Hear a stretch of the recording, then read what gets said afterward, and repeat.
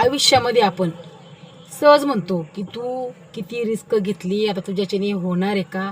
अहो, पण जर रिस्क घेतलीच नाही तर आपण त्या किनाऱ्यावरती कसं काय जाणार? बरोबर आहे की नाही? म्हणून आपल्याला जर आपला किनारा गाठायचा असेल तर रिस्क ही घ्यावीच लागते. मी म्हणत नाही की तुम्ही रिस्क अशी घ्या तर त्याच्यामध्ये तुम्ही अख्खं बुडूनच जाताल. रिस्क पण अशी घ्यायची ना, त्याचा अंदाजसुद्धा आपल्याला आला पाहिजे की मी या बिझनेसमध्ये उतरलो आहे ना, तर किनारा मी नक्कीच गाठणार आहे. कारण की तुम्ही सगळ्यामध्ये तर सक्सेसफुल होऊ शकत नाही, पण कधीतरी एक चान्स देव तुम्हाला असा देईल की रिस्क घेतलेली तुम्हाला एवढा आनंद होईल ना, कारण की तुम्ही सक्सेसफुल झालेले असाल.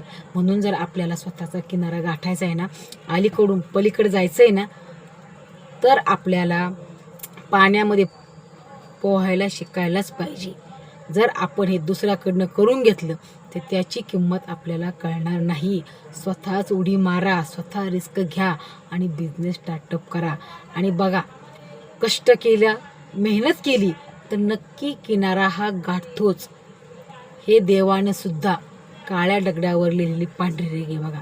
पण तुम्ही बिना कष्टाचं, बिना मेहनतीचं जर म्हटले ना की मला